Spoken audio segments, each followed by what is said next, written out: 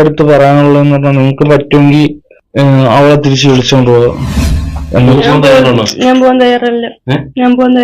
എന്നിട്ട് പോകത്തില്ല.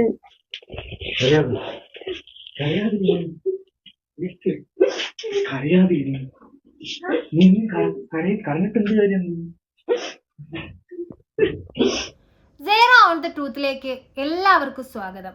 ഈ ചാനൽ ആദ്യമായിട്ട് കാണുന്നവർ ചാനൽ ഒന്ന് സബ്സ്ക്രൈബ് ചെയ്യുക, ലൈക്ക് ചെയ്യുക, കമന്റ്സ് അറിയിക്കുക. വളരെയധികം വിഷമം നിറഞ്ഞ ഒരു വീഡിയോ കാണാനിടയായി. ആ വീഡിയോയെ പറ്റി നിങ്ങളോടും എനിക്കൊന്ന് സംസാരിക്കണമെന്ന് തോന്നി.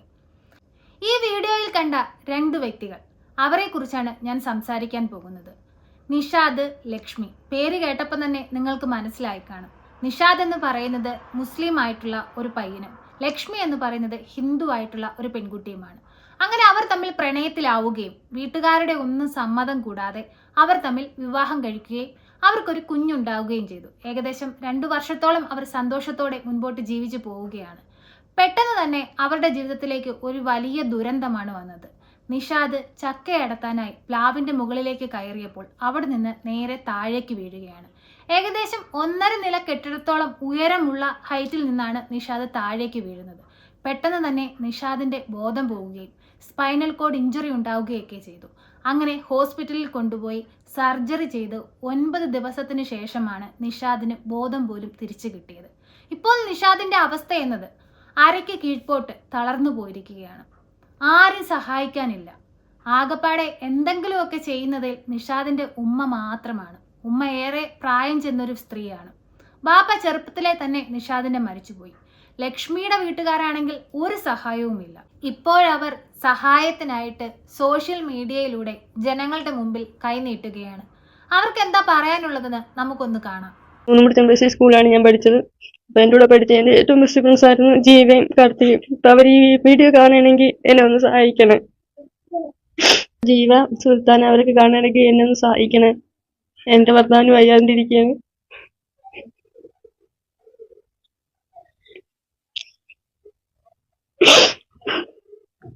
മരത്തിന്ന് വീണ് അങ്ങനെ വയ്യാണ്ടിരിക്കുകയാണ്. നെഞ്ചിന് താഴെ തളർന്നു പോയി. നടക്കാൻ പോലും പറ്റത്തില്ല, നീക്കി നേരെ ചിരിക്കാൻ പോലും പറ്റത്തില്ല. സഹായമില്ലാണ്ട് വീട്ടിൽ സഹായിക്കത്തില്ല. നമ്മൾ ഇന്റർകാസ്റ്റ് മാരേജ് ആയതുകൊണ്ടാണ് വീട്ടുകാർക്ക് താല്പര്യമില്ല. അപ്പൊ അതുകൊണ്ട് വീട്ടുകാരൊന്നും. എന്റെ വീട് മൂന്നിൻമൂട് പുതുവൽ എന്ന് പറയുന്ന സ്ഥലത്ത്. വീഡിയോ കാണണമെങ്കിൽ സഹായിക്കാൻ പറ്റുമെങ്കിൽ സഹായിക്കും. അച്ഛന് സഹായിക്കാൻ കഴിയുമോ? സാമ്പത്തികമുള്ളവരാണോ? സഹായിക്കാൻ പറ്റും അച്ഛൻ. ഇതാണ് അവരുടെ അവസ്ഥ. ആരും സഹായിക്കാനില്ല. ഈ ഒരു വീഡിയോ എടുത്തതോടുകൂടി ആ പെൺകുട്ടി ജനസമൂഹത്തിന്റെ ഇടയിൽ നിന്ന് ഒരുപാട് പഴി കേൾക്കേണ്ടതായിട്ട് വന്നു. വീഡിയോ എടുത്ത വ്യക്തി ഇവരെ കുറിച്ച് പറയുന്നത് കൂടി ഞാനൊന്ന് കേൾപ്പിക്കാം. അതുപോലെ വളർത്തി വലുതാക്കി മാതാപിതാക്കളെ ധിക്കരിച്ചുകൊണ്ട് തനിക്കിഷ്ടപ്പെട്ട പങ്കാളിക്കൊപ്പം വീട് വിട്ടിറങ്ങുന്ന എല്ലാ മക്കൾക്കും ഈ സാഹചര്യം ഒരു പാഠമാകട്ടെ. ദ ന്യൂസ് സ്റ്റോറി എന്ന ചാനലിലൂടെ രജിത് കാര്യത്തിൽ എന്ന വ്യക്തിയാണ് ഇവരുടെ ഈ വീഡിയോ എടുത്തത്. ആ വ്യക്തി പറയുന്ന കാര്യങ്ങൾ നിങ്ങൾ കേട്ടോ. മാതാപിതാക്കളെ ധിക്കരിച്ച് ഇറങ്ങിപ്പോയ പെൺകുട്ടിക്ക് സംഭവിച്ചത് കണ്ടോ? ഹേ മനുഷ്യ, ഞാനൊന്ന് ചോദിക്കട്ടെ, മാതാപിതാക്കളെ ധിക്കരിച്ച് ഇറങ്ങിപ്പോയത് കൊണ്ടാണോ ഇവർക്ക് ഇങ്ങനെ ഒരു അപകടം സംഭവിച്ചത്? മാതാപിതാക്കൾ അവരുടെ ഇഷ്ടത്തിന് അവർ വിവാഹം കഴിപ്പിച്ച് വിട്ടിട്ടുള്ള പെൺകുട്ടികൾക്കൊന്നും ഇങ്ങനെയൊന്നും സംഭവിക്കുന്നില്ലേ? ഇത് മനുഷ്യരായിട്ട് വരുത്തി വെക്കുന്ന കാര്യങ്ങളല്ല. എത്രയോ പെൺകുട്ടികൾ നിറയെ സ്വർണവും പണവും കാറും ഒക്കെ കൊടുത്ത് കെട്ടിച്ചു വിട്ടിട്ട് അവരൊക്കെ സുഖമായിട്ട് ഭർത്തൃ വീടുകളിൽ ജീവിക്കുന്നുണ്ടോ? എത്ര പേരാണ് ഈ ഇടയായിട്ട് ആത്മഹത്യ ചെയ്തേക്കുന്നത്?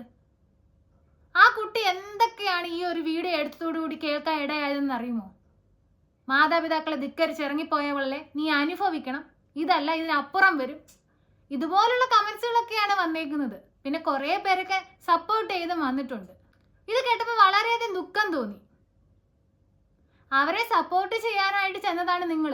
അവർക്ക് വേണ്ടിയിട്ട് സംസാരിക്കാൻ ചെന്നിട്ട് ഇങ്ങനെയല്ല നിങ്ങൾ സംസാരിക്കേണ്ടത്. ഇവർക്ക് വേണ്ടി സംസാരിക്കാനായിട്ട് നമ്മളെ ഉള്ളൂ. നമ്മൾ വേണം സംസാരിക്കാൻ. നമുക്കറിയാം, നമ്മുടെ സമൂഹത്തിൽ ഇരു മതത്തിൽപ്പെട്ടവർ തമ്മിൽ വിവാഹം കഴിക്കുമ്പോൾ സപ്പോർട്ടായിട്ട് ആരും തന്നെ ഉണ്ടാകത്തില്ല. സാധാരണക്കാർക്കാണ് ഇതിനെ തുടർന്ന് കൂടുതലും പ്രശ്നങ്ങൾ നേരിടേണ്ടി വരുന്നത്. കാരണം ബന്ധുക്കളുടെ ഭാഗത്തു നിന്ന് ഒരു ഭയങ്കരമായിട്ട് ഒരു പ്രഷർ ഉണ്ടാവും. സമൂഹപരമായിട്ട് പ്രശ്നം ഉണ്ടാകും, മതപരമായിട്ട് പ്രശ്നം ഉണ്ടാകും. ഇതെല്ലാം ഈ മാതാപിതാക്കൾ നേരിടേണ്ടതായിട്ട് വരുന്നുണ്ട്. ഇപ്പം ലക്ഷ്മിയുടെ മാതാവും പിതാവും ആണെങ്കിലും ഇപ്പം നിഷാദിന്റെ ഫാമിലി ആണെങ്കിലും ഇതെല്ലാം കേട്ടുകൊണ്ടാണ് ഇരിക്കുന്നത്. പക്ഷേ ഈ മാതാപിതാക്കൾ മനസ്സിലാക്കേണ്ട ഒരു കാര്യമുണ്ട്.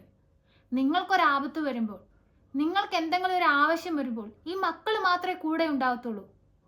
ഇങ്ങനെ നിങ്ങളെ കുറ്റപ്പെടുത്തുകയോ അല്ലെങ്കിൽ നിങ്ങളിനി അവരോട് സഹകരിക്കരുത്, ഇനി അവരോട് യാതൊരു ബന്ധവും വേണ്ട എന്നൊക്കെ പറയുന്ന ബന്ധുക്കളൊന്നും നമ്മുടെ കൂടെ നിൽക്കത്തില്ല. സ്വന്തം രക്തത്തിന് എന്തെങ്കിലും ഒരു ആപത്ത് വരുമ്പോൾ രക്തം തന്നെ കൂടെ ഉണ്ടാവത്തുള്ളൂ. ആ ഒരു ബോധ്യം എല്ലാവർക്കും ഉണ്ടാകണം. പറ്റുമെങ്കിൽ നിങ്ങൾ ഇവരെ സഹായിക്കുക. ഇവരെന്ത് സ്നേഹത്തോടെയാണ് ഇരിക്കുന്നത്. നിഷാദ് തന്നെ പറയുന്നുണ്ട്, എനിക്കിനി ഒന്നിനും കഴിയില്ല, നിങ്ങൾ പറ്റുമെങ്കിൽ വന്ന് ലക്ഷ്മിയെ കൊണ്ടുപോകുന്നു. അപ്പോൾ ലക്ഷ്മി പറയുന്ന മറുപടി നിങ്ങളെല്ലാം കേട്ടതല്ലേ, ഇല്ല ഞാൻ പോവത്തില്ലെന്ന്. കാരണം അവർ അത്രയധികം സ്നേഹിക്കുന്നു, അവരുടെ സ്നേഹം സത്യമാണ്. പക്ഷേ ഇങ്ങനൊരു അവസ്ഥ അവരുടെ ഭാഗത്ത് വന്നുപോയി. ഇല്ലെന്നുണ്ടെങ്കിൽ അവർ ഉറപ്പായിട്ട് നല്ല നിലയ്ക്ക് ആ കുട്ടികൾ എത്തിയനെ. മനസ്സുള്ളവർ ഇവരെ സഹായിക്കുക. വീണ്ടും പുതിയൊരു വീഡിയോയുമായി വരുന്നിടം വരെ ബൈ ബൈ.